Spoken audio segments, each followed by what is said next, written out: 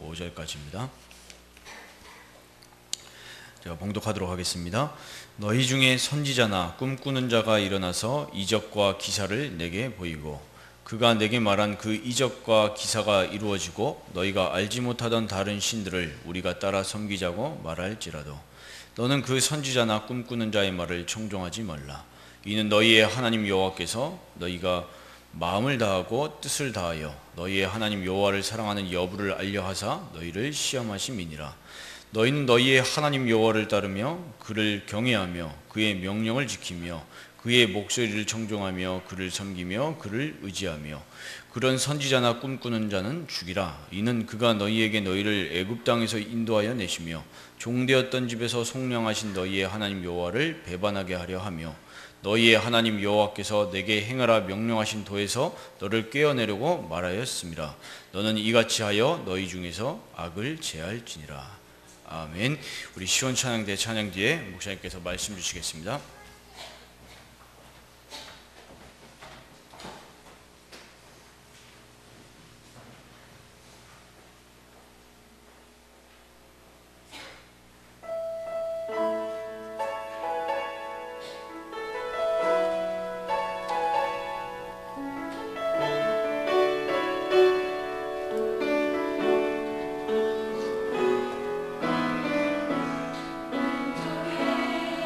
가슴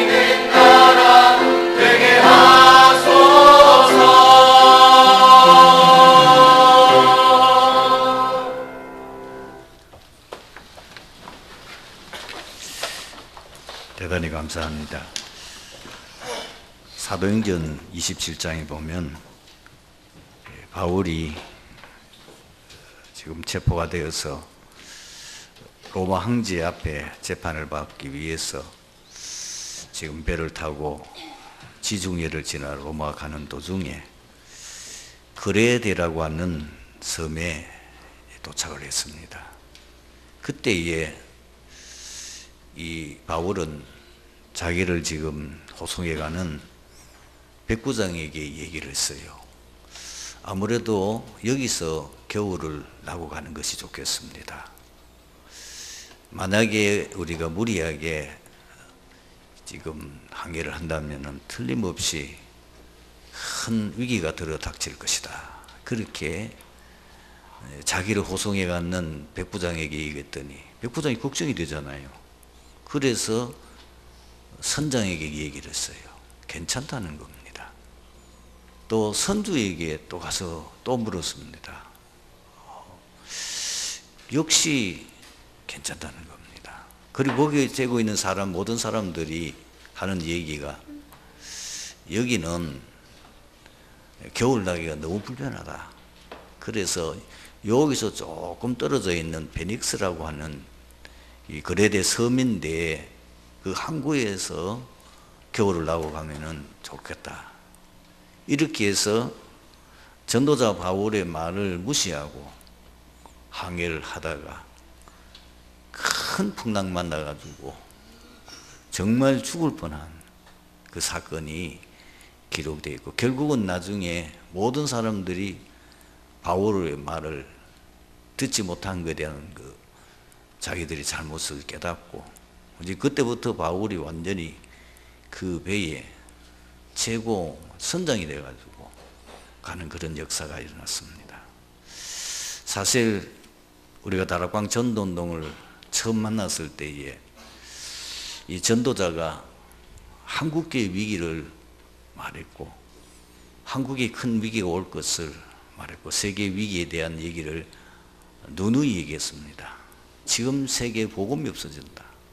거기가 복음이 없다. 한국교회 지금 복음이 없다.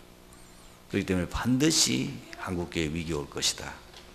이 얘기를 했는데 적중했어요. 지금 한국 큰 대형 교회들마다 다 어려움에 빠지고, 그리고 지난주에도 제가 말했습니다마는 한국의 최대의 교단인 합동측에 1년 사이에 교인이 6만 명이 줄었어요. 그러면은 그 교단만 준 게 아니고 모든 교회가 줄고, 그리고 지금 교회는 미자유로 가고 있어요.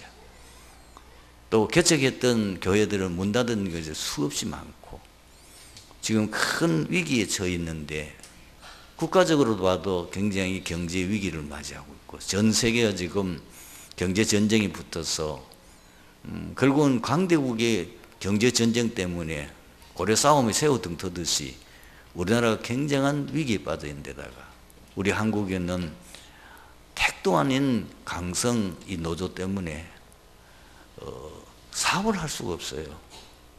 그리고 어떻게 기업을 할 수가 없는 이런 위기 가운데 빠지고 있습니다. 이런 가운데 가장 피해를 입는 게 뭐예요? 렘넌트잖아요. 대학을 졸업해도 취직이 안 되는 거예요. 요즘 서울대학을 졸업하고, 옛날에는 서울대학은 졸업하기 전부터 이미 직장이 거의가 다 끝났어요. 취직 다 됐다니까요. 서로라고 하니까. 근데 서울대학생들 가운데에 30%가 취직을 못하고 있다는 겁니다. 이건 보통 사건이 아닙니다. 이런 문제로 인해서 교회가 많은 그러면 다락방 하는 교회도 지금 상당히 교인이 줄고 있고 헌금이 줄어요. 우리 교회도 예외가 아닙니다. 자, 그러면은 이런 총체적인 위기가 올 것이라고 계속 20년 동안, 25년 동안 위기에 대한 얘기를 했고, 그걸 대비해야 된다고 얘기했는데, 그 대비책이 뭐냐면은 렘넌트다. 렘넌트만이 답이다. 그거는 전도자가 하는 말이 아니고 성경에 보니 그래 돼 있어요. 자, 애굽에 400년 동안 노예살이 하던 이스라엘 백성들 노예에서 건진자가 누굽니까? 렘넌트잖아요. 그리고 블레셋에 늘 침략당하고 지배를 받고 늘 어려움을 당하는데 거기서 건져낸 사람이 사무엘과 다윗입니다. 그리고 아랍 나라에부터 큰 어려움을 당할 때에 거기서 또 건진 사람이 누구냐? 엘리야, 엘리사입니다. 포로 시대 때에 그 포로 기간의 결정적인 역할을 감당했던 분들이 렘넌트예요. 초대교회 로마 속국에 되어 있는데 유대 지도자들은 전혀 눈치를 못 채고 있어요. 지금 나라가 완전히 로마의 속국이 되어서 식민지가 되어져 있는 그 비참한 가운데도 자기 출세와 영달에만 관심이 있지 하나님 뜻이 뭔지를 모르고 있는 거예요. 오늘 우리가 잘못하면 그래 돼요. 당장 내 앞에는 뭐 큰 문제가 없으니까. 아닙니다. 지금 시대를 보고 위기감을 진짜 느껴야 됩니다. 여러분들이 느꼈을 때는 이미 늦어요. 다 망하고 난 뒤에 그때 아차 한들 뭐합니까? 망할 수밖에 없는 지금 여러 가지 여건과 환경이 올 때에 정신을 바짝 차리고 갱신하고 이거 우리 큰 갱신해야 되겠구나. 뭔가 새로운 우리가 내 자신이 방향을 잡고 이걸 극복할 수 있는 뭐를 준비해야 되겠구나. 느낄 때에 준비하면은 다른 사람들은 다 그 위기 속에서 그 재앙 속에서 어려움 당해도 나는 그걸 넘어설 수가 있는 거예요. 그리고 많은 사람을 살릴 수 있는 거예요. 노아 시대 하나님은 사실 거의 100여 년 전에 심판을 노아를 통해서 메시지했어요. 그리고 방주를 만들어야 된다. 방주의 크기에 대해서 또 설계도를 노아에게 말했기 때문에 그 방주를 다 만들면 살 수 있어요. 아무도 그 말을 안 들어요.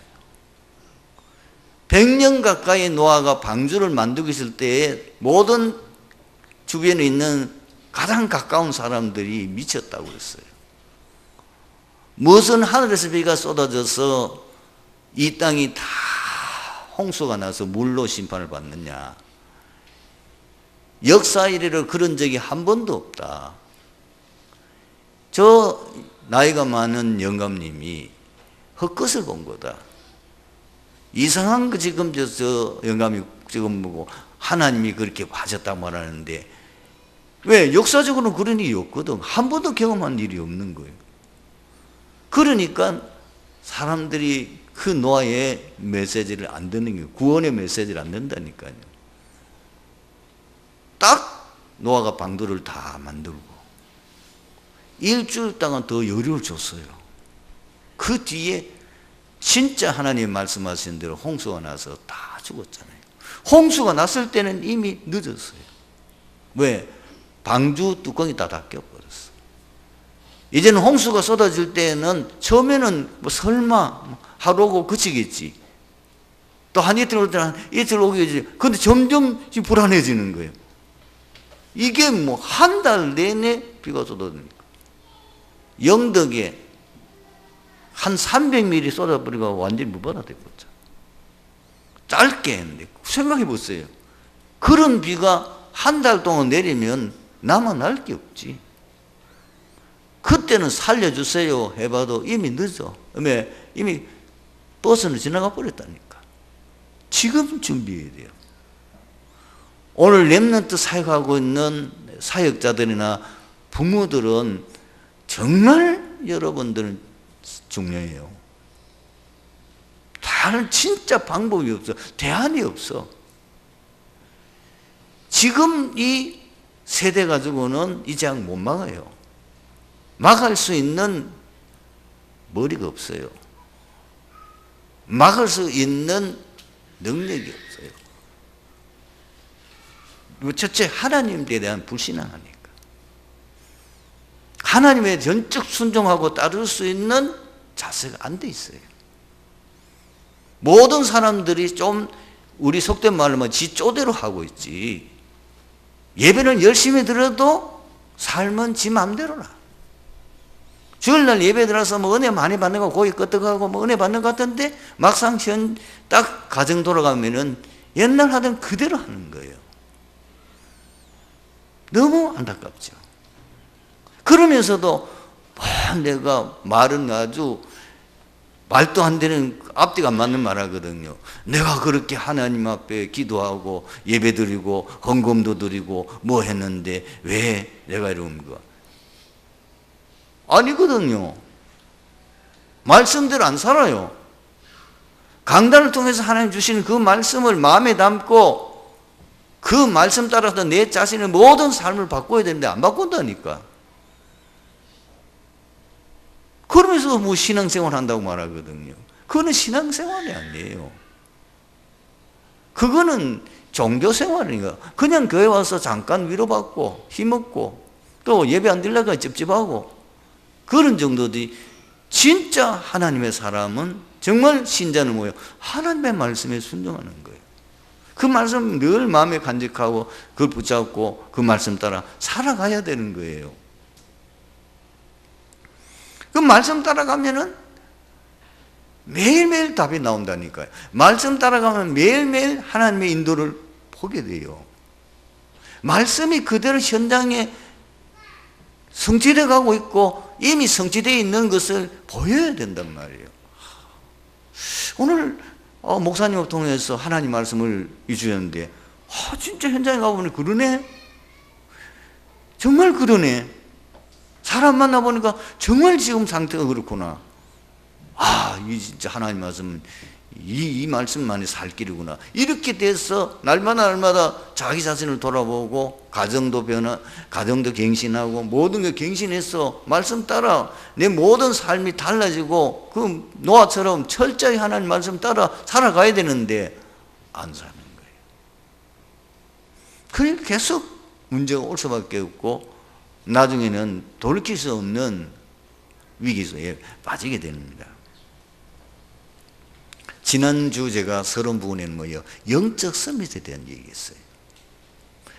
반드시 우리 렘넌트가 뭐부터 됐냐면 영적 서밋이 돼야 되는 거예요.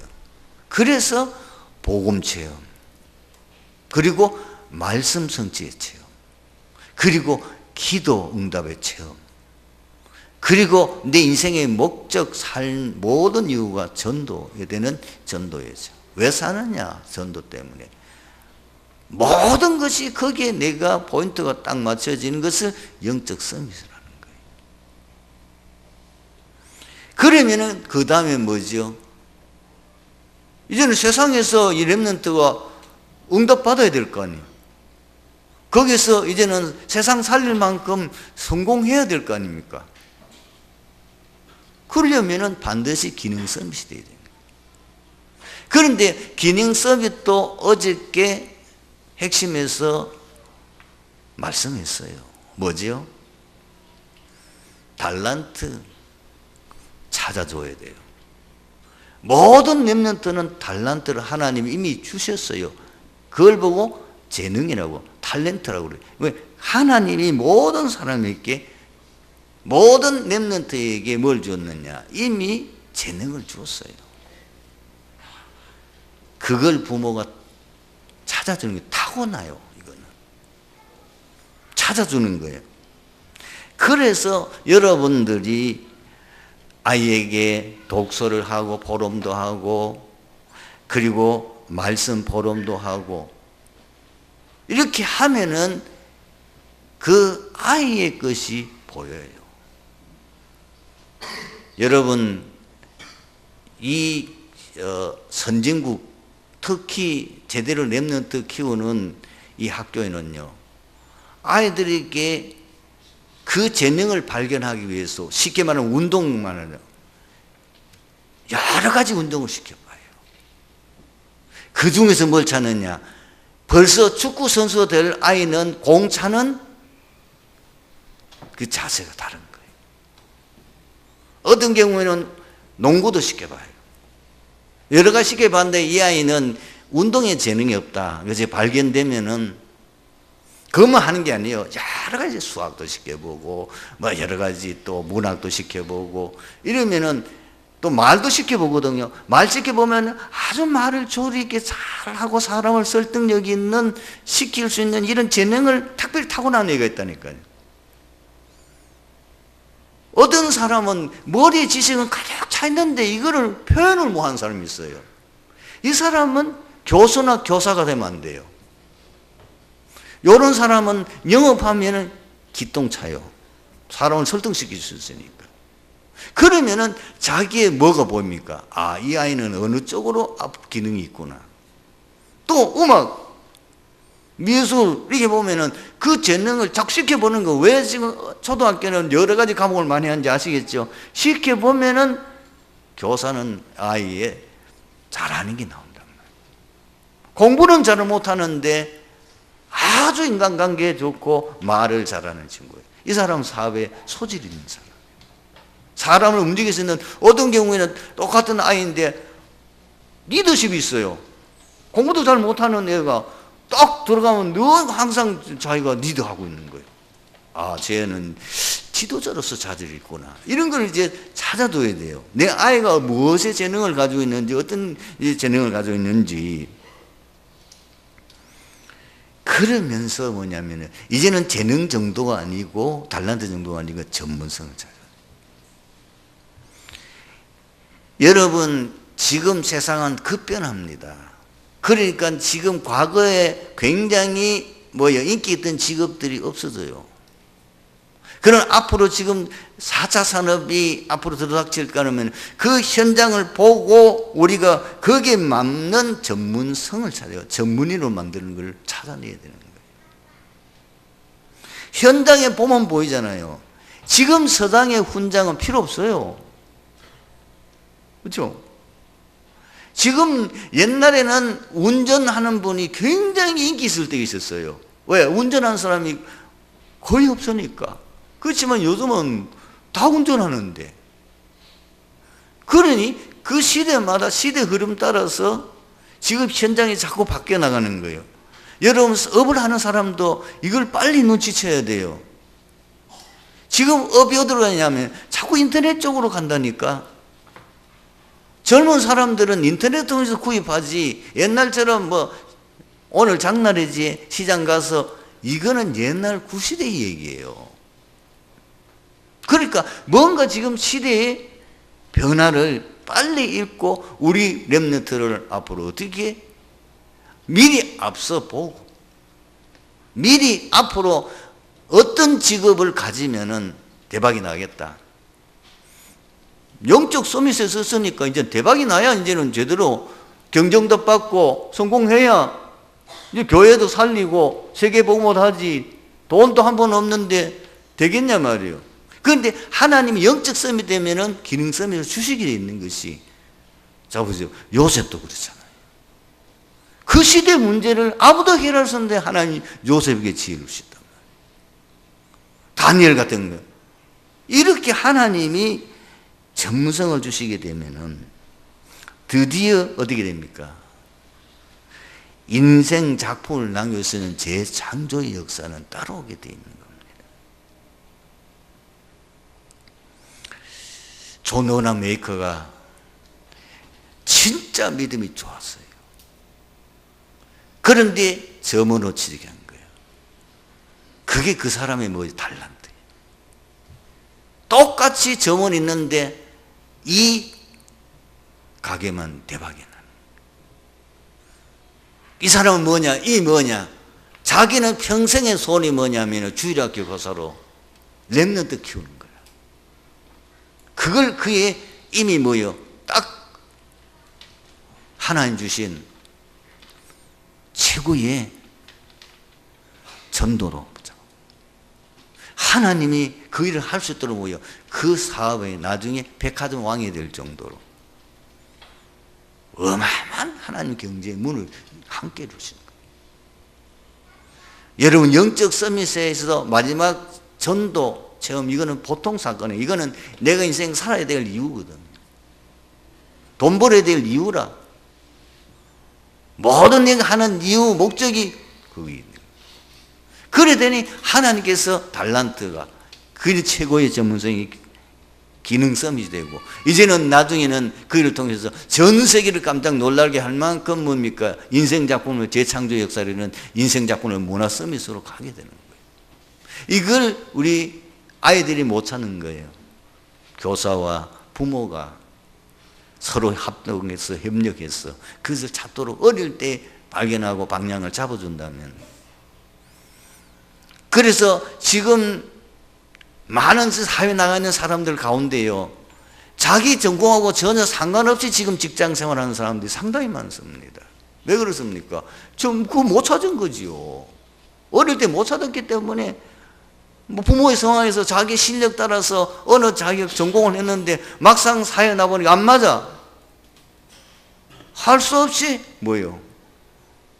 자기가 맞는 쪽으로 찾아가거나, 그러나 평생 그 갈등 속에서 생을 마치게 된단 말이에요. 오늘 본문 보십시다. 본장은 이스라엘 백성들이 가나안 땅에 정착한 후 신앙의 변질을 막고 그 순수성을 유지하기 위하여 예상되는 거짓 종교, 거짓 선지자들의 유혹을 철저하게 근절하도록 훈계하고 있습니다. 신명기 12장은 주로 이스라엘 외부의 이방 족속들로부터 다가올 우상 숭배의 유혹에 대하여 경고한 것에 반하여, 본장은 이스라엘 자손 내부로부터 발생할 수 있는 거짓 종교, 거짓 선지자들의 위험에 대한 경고입니다. 사도행전 20장 30절을 보면은 바울이 에베소에 있는 모든 장로들을 밀레로 불러서 이제 자기가 마지막 그들에게 설교를 하는 겁니다. 그게 어떤 내용이냐면 30절에 이런 말씀이 있습니다. 또한 여러분 중에서도 제자들을 끌어 자기를 따르게 하려고 어그러지는 말할 사람들이 일어날 줄을 내가 아노라. 말하자면 교회 안에 그렇게 바울이 생을 걸고 에베소 지역에서 3년 동안이나 훈련하고 그리고 세워서 교회를 크게 지금 성장한 상태에 있는데, 내가 떠나고 난 후에 반드시 이 교회 안에서 이단들이 일어날 것이다. 어그러진 말을 해서 결국은 교회를 무너뜨린 자들이 일어날 거다. 미리 대비해라, 그 얘기다. 하나님이 이렇게 하신 의도와 근본 해결책은 뭐냐? 왜 사람들이 거짓 종교와 거짓 선지자의 유혹에 빠질까요? 이거부터 해요. 왜 많은 사람들이, 왜 많은 불신자들이, 참 복음 없는 자들이, 왜 심지어 교회를 다니는데도 서울 같은 데는 점치러 가는 교인이 30% 된다고 그러잖아요. 이 진짜 복음의 답을 못 떠든 거 아니에요. 왜 그런 결과가 거두는 거지요? 이유도 모르는 저주, 재앙, 고통이, 불행이 계속 닥치기 때문에 그래요. 어저께 중직자 편지에 보면은 아브라함 링컨에 대한 일화가 나와요. 아브라함 링컨은 9살 때 자기 어머니가 돌아가셨어요. 그렇게 시작해서 아브라함 링컨은 27번 인생의 큰 실패를 겪어요. 그런데 그걸 다 극복하고 나중에 뭐지요? 미국 역사상 최고의 대통령이 됩니다. 그러면 그런 위기, 어려움을 당하는데도 아브라함 링컨은 어떻게 그걸 극복할 수 있냐? 말씀이 있었어요. 인생에 분명한 하나님의 목표가 있었어요. 하나님 주신 자기에게 뭐요? 삶이 있었다니까요. 그게 뭐요? 갈라디아서 3장 20절이라. 아브라함 링컨 처음에 워낙 어려우니까 막 닥친질을 했어요. 먹고 살아야 되니까. 독학으로 초등학교는 졸업한 적이 없어요. 가본 적도 별로 없어요. 너무 가난했어. 그래서 오만지고 파업도 해보고 뭐 우체부 직원도 해보고 뭐 배사공도 해보고 뭐 별짓을 다 했는데 다 실패했어요.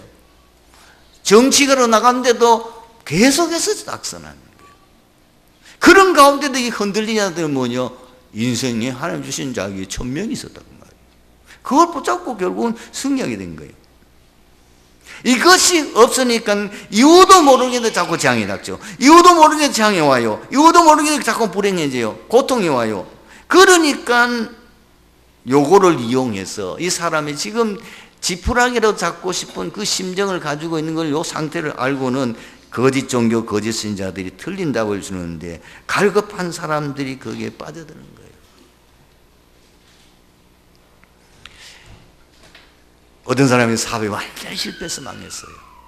주인 사람이 여봐 아무 데 가면은 용왕이 점져 있어. 한번 가서 점쳐봐. 금방 넘어갑니다. 용하던 점쟁인데 배고픈 아이는 아무것도 빠는 거예요. 왜 문제가 일어났는지 모르니까, 답을 모르니까. 그런데 더 넘어간 이유가 뭐지요? 갔는데 용한 점쟁이가 이 사람의 과거, 현재, 미래에 다 알아봤어요. 싹 알아봤어요. 완전 무릎 꿇어버려요. 어저께도 전도자가 이런 얘기 했잖아요. 문성명이 얘기했어요. 왜 그런 지식인들과 그리고 왜 그런 엘리트가 그리고 굉장히 사회에서도 알아줄 만한 그런 훌륭한 성공한 분들이 왜 문성이 앞에다 무릎 꿇고 거기에 제자가 되느냐? 만났다 하면 그 사람의 과거, 현재 싹 알아맞히고 앞으로 당신은 어떻게 될 것이다 미래까지 예언해 줍니다. 아무리 훌륭한 여러분 성공자라도 무릎 꿇을 수밖에 없어요. 굉장한 이적과 기사를 행하며 일시적으로 답을 주기 때문에 일시적으로 문제를 해결해 주기 때문에 미혹되는 거예요. 그리고 인생에 참 행복이 없어 허무 공허에 빠진 갈급한 자들에게 이들의 가르침과 문화는 받아들 수밖에 없도록 매혹적이에요. 그래서 지금 프리메이션들이 그 안에 있는 사람들, 뉴에이지 단체에 있는 사람들이 세계를 움직이는 처음 다 엘리트라요. 빌 게이츠라든지 그리고 그 유명한 영화 감독 스티브 잡스 이런 분들이 다 여기 빠지는 거예요. 왜? 그들이 성공했는데 오는 허무함, 그것이 인생의 최고의 성공의 아님을 알고 앞으로 가야 될 길이 아득함을 알고 좌절과 절망하고 있을 때 이 사람들이 거기에 대한 답을 주는 거예요. 그게 하니까 뭐 굉장한 능력이 나타나거든. 다 빠지는 거예요. 두 번째 중요합니다. 왜 그러면 그렇게 살도록 놔두지? 왜 기어코 강력하게 근절하시는 하나님의 이유가 뭐냐? 어느 정도까지 했는지 아십니까? 다른 성경 가만 놔두고 오늘 이 13장의 내용을 한번 보십시다. 13장에 뭐라고 그러냐? 거짓 선지자와 꿈꾸는 자 다 죽이라. 그리고 8절에서 10절에는 우상 숭배하는 자들은 돌로 쳐 죽이라. 그리고 어떤 지역의 성읍이 거짓 신에 빠지고 우상에 빠지면은 그 주민들 다 가축까지 칼로 죽이고 아예 그 성을 불로 살라서 항무지로 만들어 버려라. 아무리 그래도 사랑이 하나님 어떻게 이렇게 심하게 할 수 있냐? 왜냐? 거짓된 사단 귀신의 역사. 그게 뭐냐? 그 역사라. 가르침 때문에 근본적으로 해결이 안 됩니다. 그리고 진짜 이유는 뭐죠? 요한복음 10장 10절. 왜 사단이 그렇게 역사하느냐? 왜 사단이 응답을 주고 기적을 행하고 행하느냐? 도적이 오는 거 도적적으로 죽어 우리를 영원히 멸망시키려고 하기 때문에. 여러분 인생의 문제의 근본 원인은 창세기 3장이에요. 그로 인해서 12가지 문제가 올 수밖에 없어요. 이 문제는 미안하지만은 인간의 노력이나 방법이나 능력으로는 해결 안 돼요. 아무리 거짓 선지자, 아무리 종교인이 해도 그것까지 해결이 안 된다니까요. 그보다 더 심각한 문제냐? 거짓된 종교, 거짓 선지자의 유혹을 받은 결과는 뭐냐? 성경에 말씀했어요. 나중에는 7배 비참하게 되어버려요. 그리고 우상 숭배하고 우상 종교 섬기면은 3, 4대까지 그 저주가 면서 그 가문 자체가 망해버려요. 그래서 하지 말라는 겁니다. 우선 뭘 준 것 같지만은 속지 말라는 겁니다. 그러면은 이 진짜 인생의 문제는 복음과 복음동으로만 해결할 수가 있어요. 그래서 하나님이 그 해결을 해결책으로 그리스도를 주신 거예요. 인간이 범죄하자 바로 주셨어요. 창세기 3장 15절. 이스라엘 백성이 노예됐을 때 그 문제에 빠져나올 수 있는 그 길이 그리스도임을 말하고 있어요. 포로됐을 때 또 말합니다. 그리스도만이 거기에서 해방받을 수 있는 길이다. 속국되었을 때 또 말씀합니다. 그리스도라야 된다는 것. 그것이 성경과 교회사와 역사의 증거가 있어요. 여러분들 이제는 복음의 눈을 가지고 성경을 보고 복음의 눈을 가지고 교회사를 봐야 돼요. 왜 교회사에 큰 재앙이 되어 있는가? 복음이 끊어지니까 흑암이 세상을 뒤덮는 거예요. 그러니까 재앙이 닥치는 거예요. 왜 이스라엘 백성은 7번 재앙됐느냐? 복음 놓치니까 완전히 사단에게 잡혀서 재앙당할 수밖에 없는 거지. 세계 역사를 보면 큰 전쟁이 일어나고 큰 재앙이 임했던 그 시대마다 복음이 완전히 끊어졌던 시대라는 것. 그런데 복음이 회복되면서 그 시대가 살아났다는 것. 이것이 여러분들이 이제 복음의 관점에서, 전도의 관점에서 역사를 보면 그게 보이는 거예요. 아, 그렇구나. 왜 우리나라가 5,000년 동안 그 비참한 고통 속에 살았느냐? 답 나오죠? 우리가 5,000년 동안 뭐 했어요? 귀신 섬기고 우상 섬기고 우상 종교만 섬겨왔잖아요. 그러니까 5,000년 동안에 계속 재앙과 저주 당할 수밖에 없었던 거 아닙니까? 그러면서 130년 전에 이 땅에 복음이 들어오면서부터 그야말로 이 세계 역사상에 없는 짧은 기간 동안에 이 교회가 성장하고, 그리고 하나님께서 경제까지 눈에 보이는 축복까지 주셨잖아요. 복음이 이 땅에 제대로 들어와서 그것도 복음 가진 사람이 20%도 안 되는데 하나님께서 이 땅에 기적을 이룬 거예요. 왜? 세계 복음하라고. 결론은 이때 우리는 어떻게 해야 됩니까? 근본적인 갱신이 있어야 돼요. 정말 하나님의 절대 계획, 절대 뜻, 절대 이유가 뭔지 알고 우리는 집중의 시간을 통해서 오직 그리스도, 오직 하나님 나라, 오직 성령 충만, 이 각인뿌리 체질을 바꾸는 거예요. 그리고 복음운동만이 살 길이에요. 그것이 세상 살리는 길이에요. 하나님 이것이 우리에게 주신 천명이다.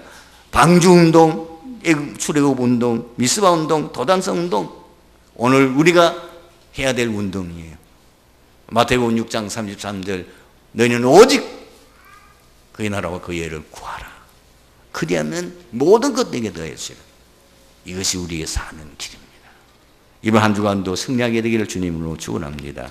기도하겠습니다. 하나님 감사합니다. 오늘 주신 말씀 속에서 들리교회 모든 성도들이 참 하나님의 뜻을 발견하고, 그리고 우리가 앞으로 나가야 될 방향과 하나님의 인도를 제대로 받아 하나님 이 시대에 우리에게 주신 이 복음의 사명, 세계 복음화의 사명을 감당할 수 있고 증인되는 역사 일어나게 하옵소서.